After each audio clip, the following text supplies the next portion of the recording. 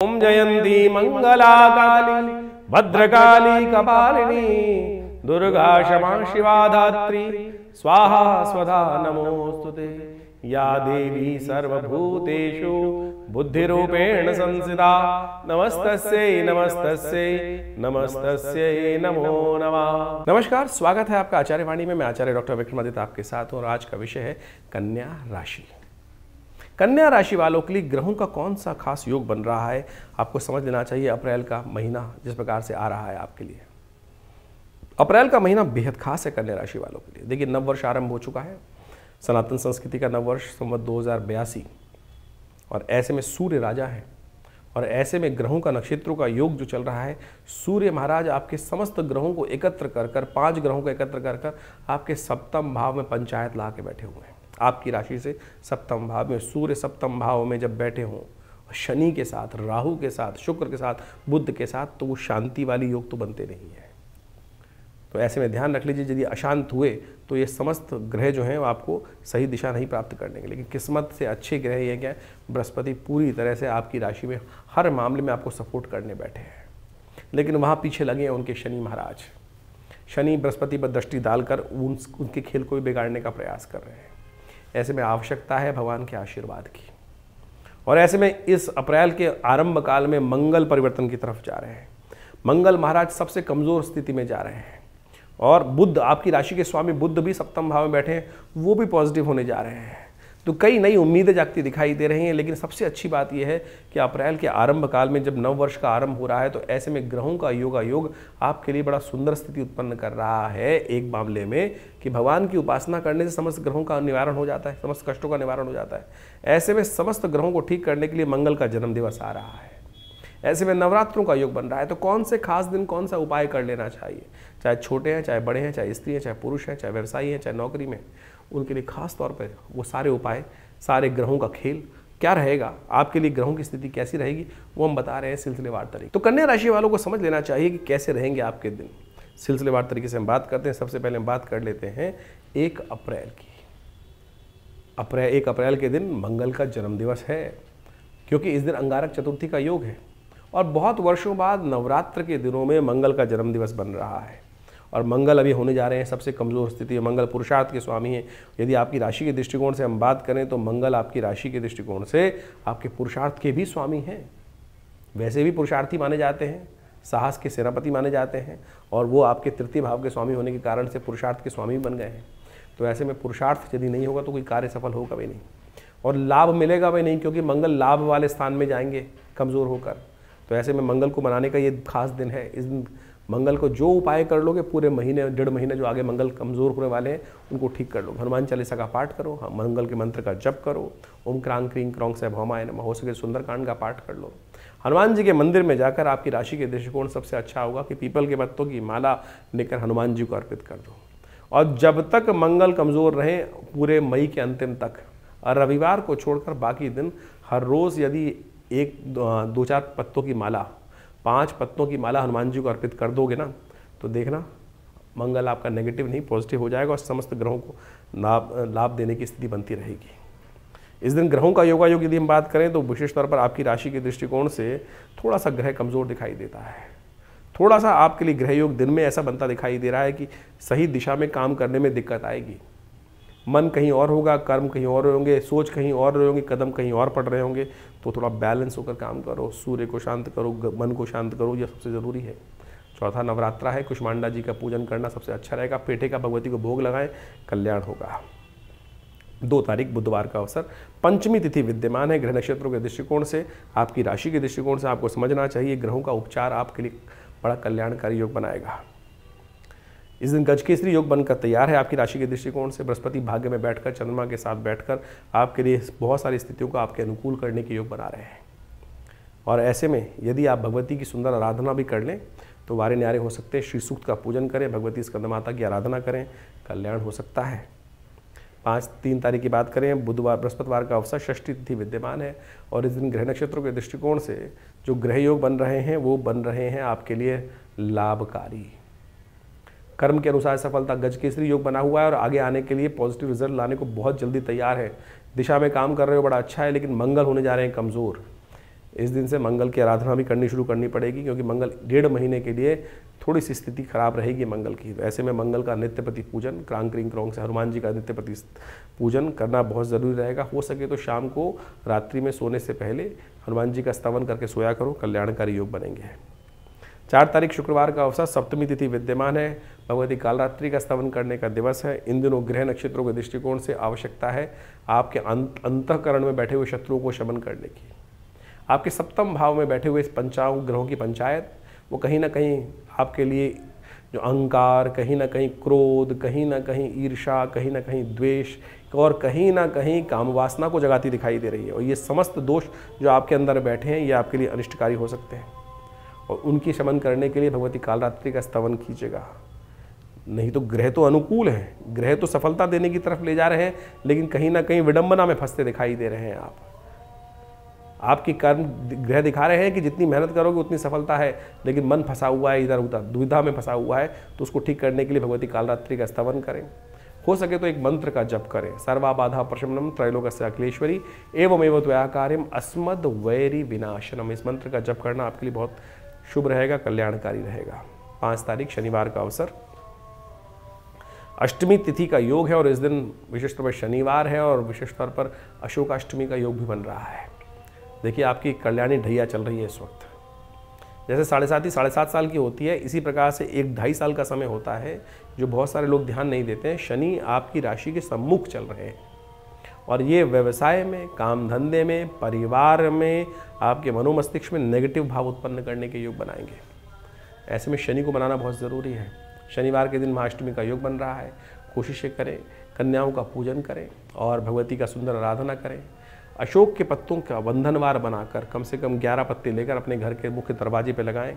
शनि का दोष भी शमन होगा और कल्याणकारी योग बनेंगे। बात करेंगे अब 6 तारीख की, रविवार का अवसर है, 9वीं तिथि विद्यमान है, और ग्रह नक्षत्रों के दृष्टिकोण से जो ग्रहों का योग बन रहा है वो आपके लिए बहुत विशेष है। चंद्रमा उच्च के हो गए हैं आपकी राशि के दृष्टिकोण से, और जहाँ विराजमान होने जा रहे हैं वो लाभ की स्थिति बना सकते हैं, लेकिन मंगल वहाँ कमज़ोर है। लेकिन चंद्रमा मंगल के साथ युति होकर कहीं ना कहीं लाभ की स्थिति को प्रशस्त करते दिखाई दे रहे हैं आपके लिए।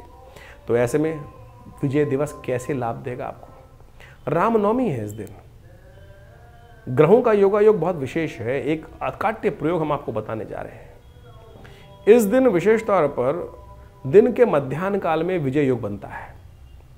जो दिन का मध्याह्न काल, जो बीच का समय होता है, अभिजीत मुहूर्त होता है। सूर्य उदय का समय नोट करें, आपकी राशि आपके पंचांग में मिल जाएगा। आपके आजकल तो ऐप बहुत हैं, आपके अखबारों में आएगा। सूर्य अस्त का समय नोट करें, दोनों को मध्य समय निकाल लें, और उसमें करीब करीब जो 20 मिनट का समय मध्य का होगा, उस समय में अपने घर के ऊपर टॉप में जाकर विजय ध्वज, हनुमान जी का ध्वज, आपने लाल रंग के भगवा रंग के ध्वज को, हनुमान जी का यंत्र जिस पर बना हो वो स्थापित करने का प्रयास करें। देखिएगा विजय ध्वज आपको विजय देने का योग बनाएगा। ये अद्भुत प्रयोग है, इसको करने का प्रयास कीजिए, कल्याणकारी योग बनेगा आपके लिए। यह अवश्य आपके लिए समस्त अनिष्टों को दूर करने का योग बनाएगा। राशि के दृष्टिकोण से आपको समझ लेना चाहिए 7 तारीख के दिन ग्रहों का योग आपके लिए कैसा है। सोमवार का योग, दशमी तिथि है इस दिन, और इस दिन विशेष तौर पर ग्रह नक्षत्रों के दृष्टिकोण से आपकी राशि के अनुसार से रिजल्ट ओरिएंटेड दिन दिखाई देता है, लेकिन इसके बाद नुकसान होने के योग बनते दिखाई दे रहे हैं। तो कोशिश कीजिएगा जो आज जरूरी काम है उनको निपटा लेना चाहिए आप। इस दिन पितरों के निमित्त, पितरों के दोष से निवृत्त करने के निमित्त, पितृ ऋण से निवृत्त करने के निमित्त एक दीपदान करने की परंपरा है। कहा जाता है कि चैत्र मास की दशमी के दिन, शुक्ल पक्ष की दशमी के दिन धर्मराज दर्शन किया जाता है। धर्मराज को एक दीपदान किया जाता है। तो शाम के समय घर के दक्षिण दिशा की तरफ एक दीप प्रज्वलित करके रख दीजिए। कहा जाता है इससे पितृ ऋण से निवृत्ति भी होती है और कनिष्ठ भी दूर होते हैं। 8 तारीख मंगलवार का अवसर, एकादशी तिथि है, और कामदा एकादशी, मनोकामनाओं को सिद्ध करने वाली एकादशी का दिन माना जाता है। ग्रह नक्षत्रों के दृष्टिकोण से अननेसेसरी के झगड़ों से बचें, कॉन्फ्लिक्ट से बचें। स्वास्थ्य के लिए और जुर्माने के लिए दिन दिखाई देता है, अननेसेसरी के जुर्माने आप पे पड़ सकते हैं। तो ऐसे में मंगल के मंत्र का जप करना और हो सके तो भगवान विष्णु का आशीर्वाद देना बहुत ज़रूरी है।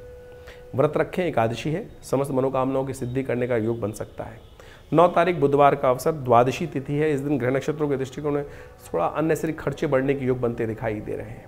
श्री गणेश का स्तवन करें, भगवान विष्णु को तुलसी दल अर्पित करें, अच्छा रहेगा। 10 तारीख बृहस्पतिवार का अवसर, त्रयोदशी तिथि है, गुरु प्रदोष का योग बन रहा है और एक नई उम्मीद उत्पन्न होने के योग बन सकते हैं। दिन थोड़ा हल्का दिखाई देता है, लेकिन शाम आते आते कुछ पॉजिटिव साइन आपके सामने आ सकते हैं। दिशा थोड़ी भ्रमित होती दिखाई दे रही है इन दिनों।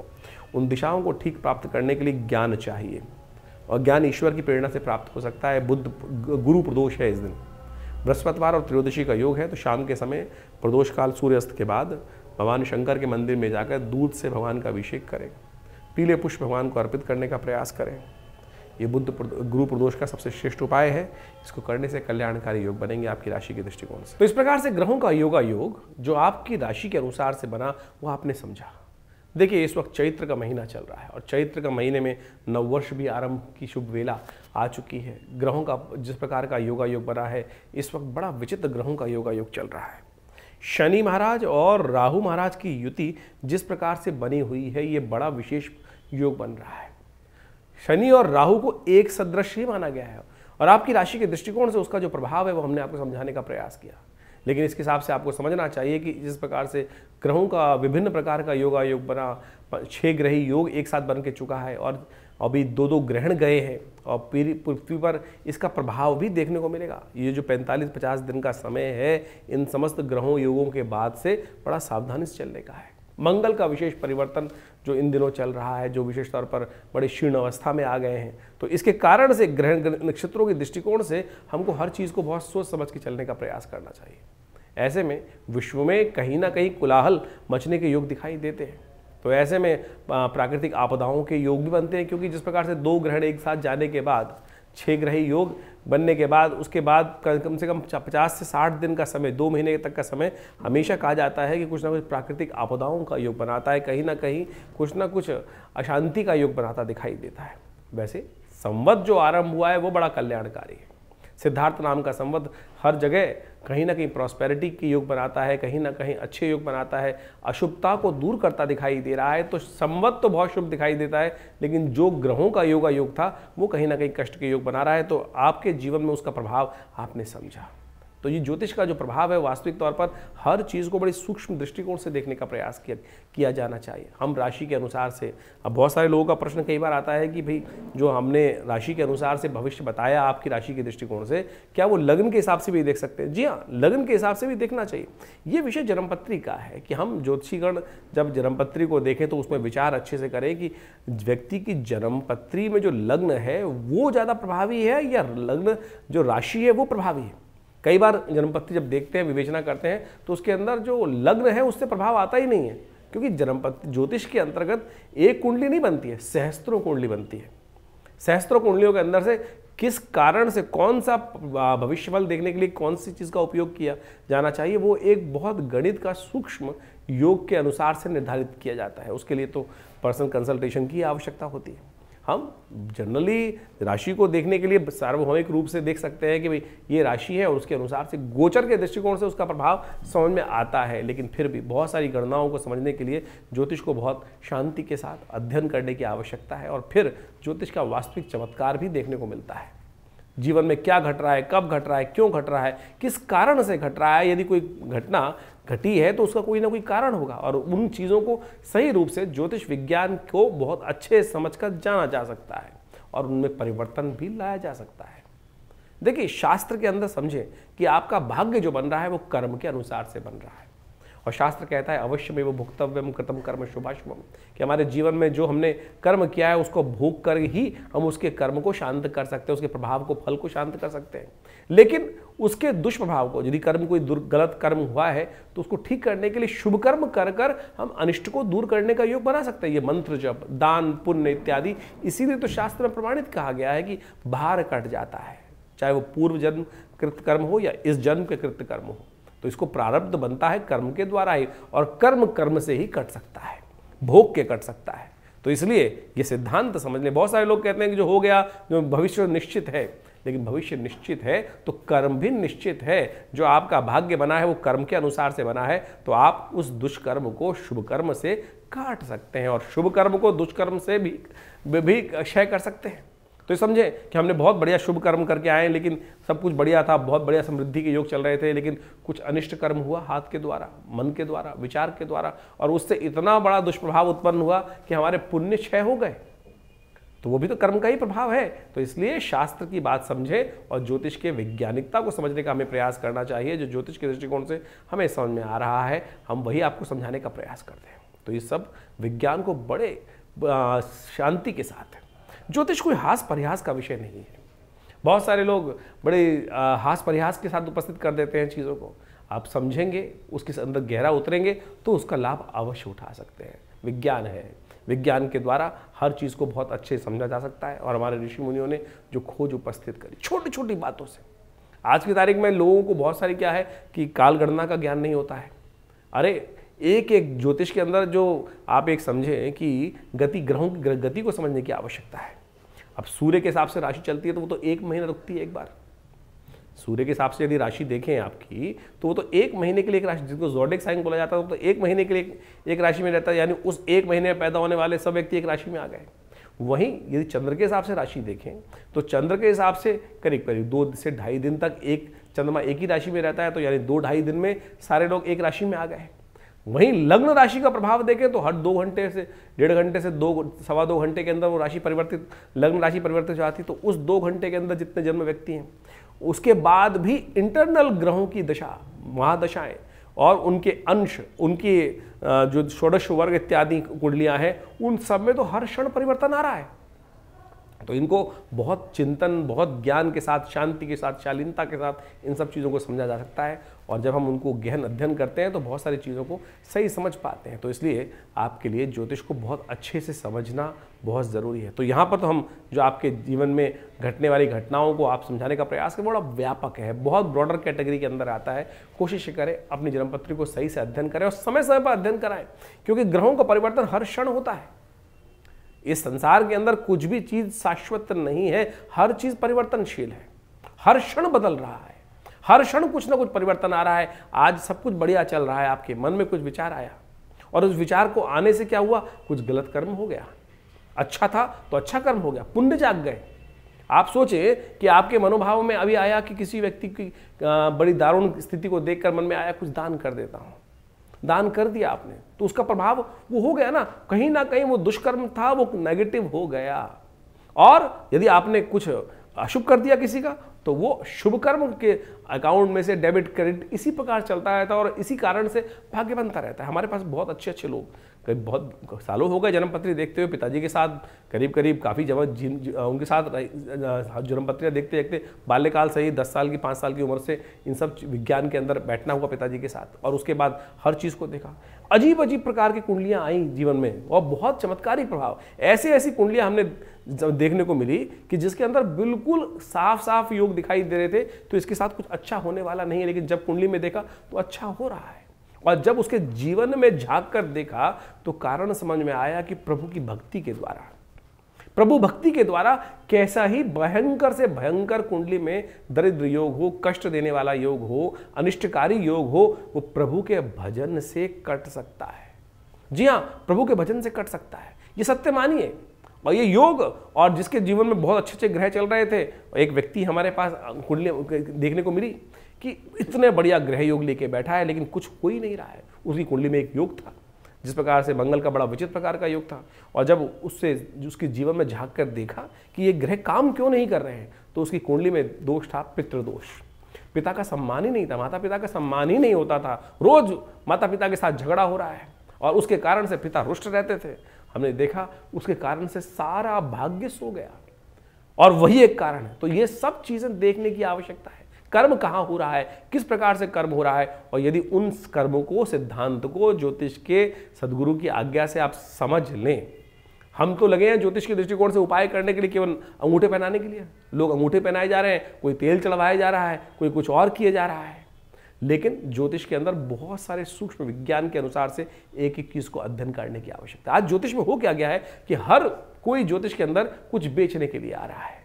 कोई रुद्राक्ष बेचे चले जा रहे हैं, कोई 1 मुखी, कोई 7 मुखी, कोई 8 मुखी, और लोग पहने जा रहे हैं और फिर कहते हैं कोई प्रभाव नहीं हो रहा है। अरे ज्योतिष को समझने के लिए प्रत्यक्ष रूप से ग्रहों का योगा योग समझो, ग्रहों के योगा योग को समझो, प्रभाव क्या है उसको समझो, फिर परिवर्तन लाने का प्रयास करो। ऐसा नहीं है कि रत्न परिवर्तन नहीं लाते, बिल्कुल लाते हैं। रुद्राक्ष परिवर्तन नहीं लाते, बिल्कुल लाते हैं। यज्ञ इत्यादि, मंत्र इत्यादि, दान इत्यादि, पुण्य इत्यादि सब परिवर्तन लाते हैं। लेकिन किस कारण से, कैसे होगा, कब होगा, किसके लिए कौन सा मार्ग सुगम है, किसके लिए कौन सा मार्ग दुर्गम है, किसको किस मार्ग पे जाना चाहिए। देखिए हर क्षेत्र के अंदर अच्छे और खराब स्थितियां बहुत व्यापक रूप से बढ़ी जाती हैं। तो हम इस बात को आपके समक्ष इसलिए रख रहे हैं कि अपनी विवेक को सही से उपस्थित कर कर, हर चीज़ को चिंतन कर कर तब समझने का प्रयास करें। ज्योतिष के अंदर, बड़ी शास्त्र के अंदर, अध्यात्म के अंदर कहीं कोई ऐसी बात नहीं बताएगी कि लाखों रुपए खर्च करने से ही कर्म शुभ किया जा सकता है। केवल मन से भी, सोचने से, विचार करने से भी कर्म शुभ कर लिया जाता है। एक सेकंड में शुभ सोचा हुआ कर्म आपके जीवन में कष्टों का निवारण करने का मार्ग खोल सकता है। और नहीं, अगर बुरा सोच रहे हो तो बुराई घटने के योग बन सकते हैं। उपनिषद, वेद इत्यादि जो ग्रंथ है, पुराण इत्यादि ग्रंथ है, इन्हीं कथाओं के माध्यम से आपको हर चीज़ समझाने का प्रयास करते हैं। समय समय पर हम आपके समक्ष वो सारी बातें रखते ही हैं। तो अभी तो चैत्र के आरंभ में बहुत सुंदर योग बना हुआ है। कर्म करने का तरीका क्या है, भगवती की आराधना, नवरात्र का सुंदर योग चल रहा है आश्रम पे। इन पूरे नवरात्रों में सुंदर यज्ञ रहेगा, सुंदर ये व्यवस्था है। माँ भगवती दुर्गा सप्तशती के नित्य प्रति यज्ञ चल रहे हैं और वो नवरात्र के पूरे महीने चलेंगे। और उसमें आप आके स्वयं बैठिए, माँ भगवती का दर्शन कीजिए। जो ये 1947 में मुल्तान से भगवती का, पाकिस्तान से इतना चमत्कारी शिव विग्रह आया, आश्रम पर प्रतिष्ठित है, उनका दर्शन कर लेने मात्र से भगवती की कृपा प्राप्त हो जाती है। और हजारों लोगों ने उनका अनुभव किया है। आप भी आइए विवेकानंद योगाश्रम में इस दर्शन यज्ञ के अवसर पर, जो यज्ञ नित्य प्रति शाम को चलता है करीब करीब 6 बजे से लेकर रात्रि में 8 बजे तक। उसमें आप आएंगे, यज्ञ में बैठेंगे तो माँ भगवती का सुंदर आशीर्वाद मिलेगा। और उसकी व्यवस्थाएं जानने के लिए आप फ़ोन पे संपर्क साध सकते हैं। इसके अलावा अभी बहुत जल्दी महावीर जयंती आ रही है, हनुमान जी के सुंदर यज्ञ की पूजा पाठ रहेगा। तो आप उसमें बैठकर सुंदर रूप से भगवान की कृपा प्राप्त करने के लिए सिद्ध मनोकामना सिद्धि मंदिर में हनुमान जी के सानिध्य में बैठकर बहुत सारे कर्म इत्यादि, यज्ञ इत्यादि चलते रहते हैं। हमारे आश्रम पर नित्य 8 घंटे यज्ञ चलता है। और भारतीय संस्कृति में यज्ञ प्रधान संस्कृति कही गई है। हम दान करने जाते हैं किसी को, पता नहीं वो व्यक्ति दान का अधिकारी है कि नहीं है। आपने दिया दान और उसने कुछ उल्टा सीधा कर्म कर लिया, शराब पी ली, कुछ और कर लिया, तो फिर वो दान तो व्यर्थ चला गया। क्योंकि दान देने से पहले इस बात को भी समझना चाहिए कि वो दान जिसको दे रहे हैं वो लेने का अधिकारी है भी कि नहीं। तो ऐसी बहुत सारी चीज़ें समझने की आवश्यकता है। तो यज्ञ में जो हम आहुति देवता को देते हैं तो सीधा देवता तक पहुँच रही है ना, तो उससे बढ़िया कौन सी चीज़ हो सकती है। तो इसलिए शास्त्र में कहा गया यज्ञो वै श्रेष्ठतमं कर्म। और हमारे विवेकानंद योगाश्रम दिल्ली में नित्य प्रति 8 घंटे यज्ञ पिछले करीब करीब 50-60 साल से चलता है। आप भी हर रविवार को इस यज्ञ में बैठ सकते हैं और बहुत सारी व्यवस्थाओं का लाभ ले सकते हैं। तो आप आइए विवेकानंद योगाश्रम में, और जो भी अपनी निजी जानकारी है वो भी हमसे संपर्क साध कर, फ़ोन नंबर्स दिए हुए हैं उन पर संपर्क साध कर आप उसका निवारण जान सकते हैं। व्हाट्सएप के माध्यम से अवश्य भेजें अपने प्रश्नों को, हम देंगे उन सब प्रश्नों का निदान। इसके अलावा हमने आश्रम में व्यवस्था बनाई है कि महीने के पहले रविवार के दिन सुबह करीब करीब 8 बजे से लेकर 11 बजे तक के बीच में यज्ञ जो आश्रम में व्यवस्था होती है, जो समागम होता है, उसमें आप आके निजी रूप से अपने प्रश्नों का समाधान भी जान सकते हैं और उसकी कोई फीस नहीं रखी गई है।